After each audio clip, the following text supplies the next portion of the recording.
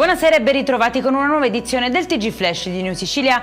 In apertura stanziati dalla Regione quasi 6 milioni di euro per rafforzare la sorveglianza e la prevenzione agli incendi nelle aree protette della Sicilia. Previsti anche interventi contro il dissesto idrogeologico, mentre Schifani assicura continueremo a investire per proteggere cittadini e patrimonio naturale.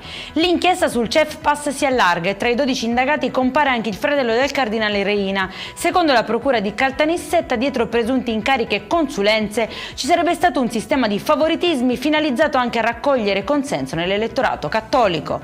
Denunciato un 39enne di Bagheria nel Palermitano, accusato di aver truffato un disabile appropriandosi di circa 30.000 euro. Secondo i carabinieri avrebbe utilizzato documenti falsi, firme contraffatte e l'identità della vittima per riscattare polizze assicurative e trasferire il denaro su conti nella sua disponibilità. La ceramica di Caltagirone si avvicina al riconoscimento IGP. La regione siciliana ha dato parere favorevole alla richiesta presentata dai produttori, definendola un passaggio fondamentale per la tutela e la valorizzazione dell'eccellenza artigianale siciliana. L'iter proseguirà ora davanti alle autorità nazionali ed europee per il via libera definitivo. E in chiusura ancora caldo e tempo stabile in Sicilia. Per domani gli esperti prevedono cieli in prevalenza sereni o poco nuvolosi su tutta l'isola, con punte fino a 34 gradi nelle zone interne. Per questa edizione è tutto, prossimo appuntamento domani alle 13:30. Buona serata.